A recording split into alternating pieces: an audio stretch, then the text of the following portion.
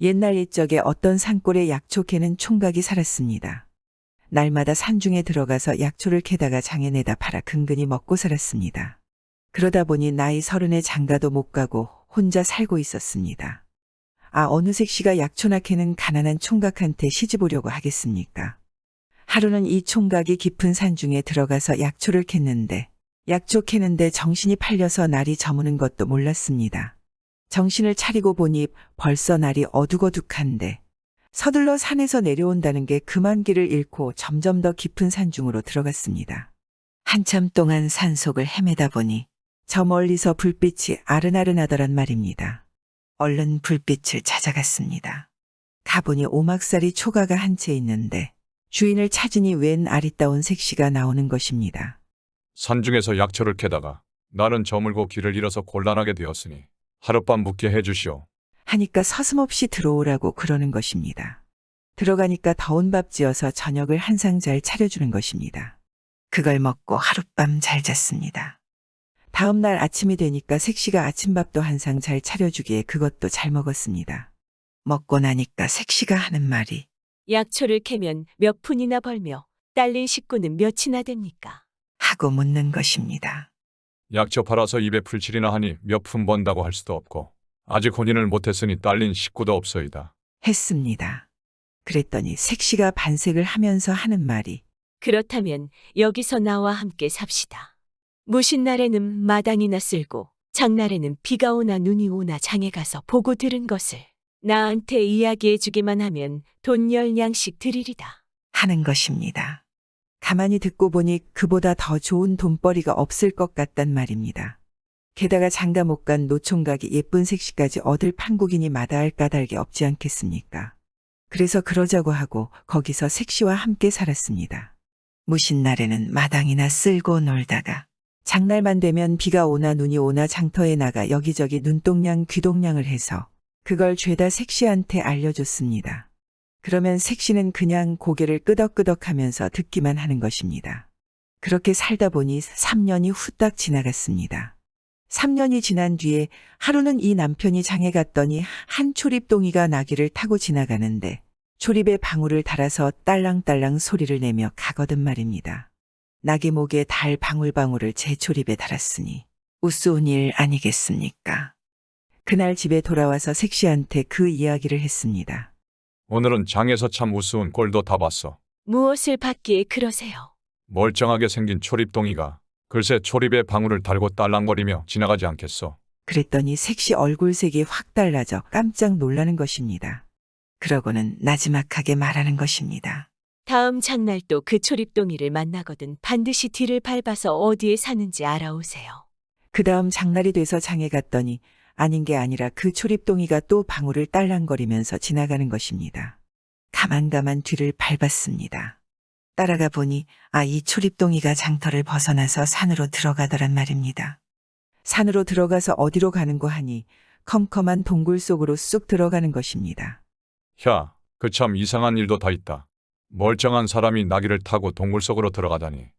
하면서 동굴을 기웃거리고 있는데 초립동이가 동굴에서 다시 쑥 나와서는 당신은 필경 렌색씨 부탁으로 내 뒤를 밟은 것이지요. 이러지 뭡니까? 다 알고 묻는데 뭘 어떻게 하겠습니까? 그렇다고 하지 않겠습니까? 그랬더니 지금 당신과 함께 살고 있는 색씨는 사람이 아니고 천년 묵은 지네요. 오늘 저녁에 돌아가면 당신은 지네한테 잡아먹힐 거요. 이런단 말입니다. 3년을 함께 산 색시가 지내라니 선뜻 믿어지지는 않지만 제가 잡아먹힌다니 겁이 덜컥 나지 않겠습니까? 그럼 어떻게 하면 살 수 있나? 하고 물었습니다. 초립동이가 하는 말이 장에 가서 독한 담배를 한 발 사서 온몸에 담배찐을 바르고 가시오. 그리고 뒷문으로 몰래 들어가서 문구멍으로 들여다보시오. 지네가 보이거든 담배 연기를 문구멍으로 뿜어 넣으시오. 그러면 지네는 죽고 당신은 살 거요. 이러거든 말입니다. 이 사람은 초립동이 말대로 장에 가서 독한 담배를 한 발 사서 담배찐을 내어 온몸에 잔뜩 발랐습니다. 그러고는 집으로 갔습니다. 초립동이 말대로 뒷문으로 몰래 들어가서 문구멍을 뚫고 들여다보니 아닌 게 아니라 용마루 같은 지네가 방 안에서 꿈틀꿈틀 거리고 있지 뭡니까. 자, 이제 색시가 사람이 아니고 지네인 걸 알았으니 담배 연기를 뿜어서 죽여야지.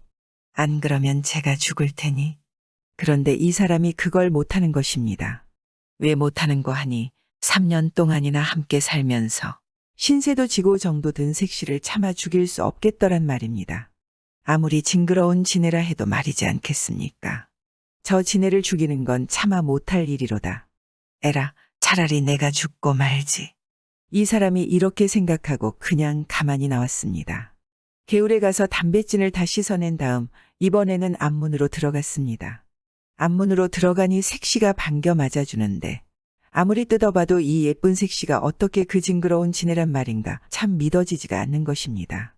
그래도 제 눈으로 똑똑히 본 다음에야 안 믿을 수도 없지 않겠습니까? 이 사람이 한숨을 쉬면서 당신이 지네라는 걸 알았어. 그래, 오늘 밤에 날 잡아먹을 테요. 하고 물어봤습니다.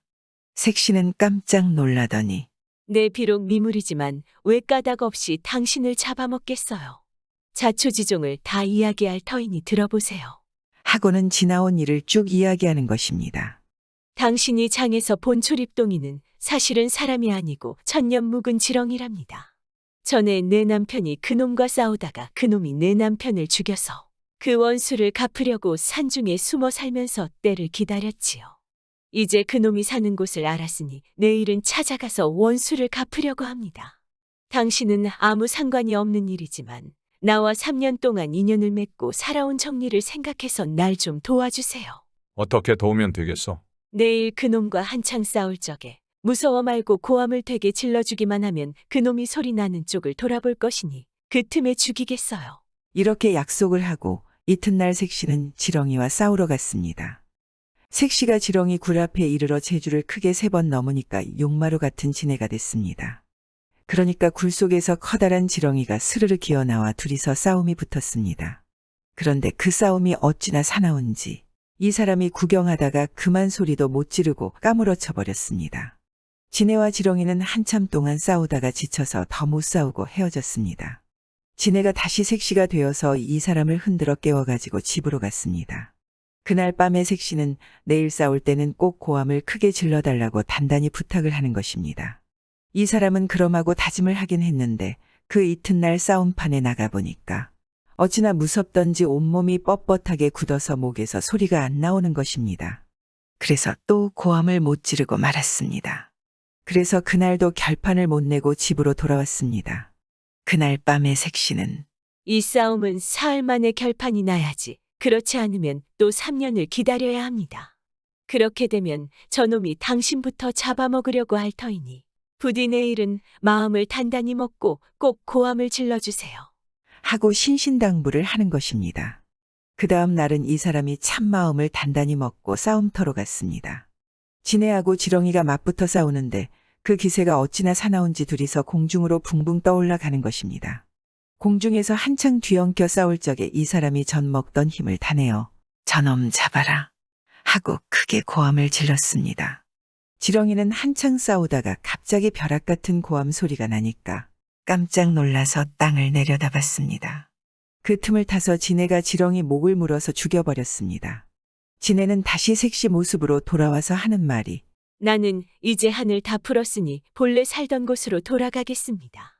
당신은 이 길로 우리가 살던 집에 가세요. 가보면 괴짝이 하나 있을 것입니다. 거기에 돈이 들어있으니 그걸 가지고 가서 잘 사세요. 하고는 연기같이 사라져버렸습니다. 이 사람이 산속 살던 곳으로 돌아와 보니 집도 온데간데 없고 쑥대밭이 되었는데 거기에 큰 괴짝이 하나 있는 것입니다. 그 속에 돈이 가득 들어 있어서 그걸 가지고 잘 먹고 잘 살았더란 이야기입니다. 지네는 아무리 미물이지만 끝까지 남편에 대한 믿음을 갖지 않았겠습니까? 남편도 그간 정과 베풀어준 은혜를 잊지 않았습니다.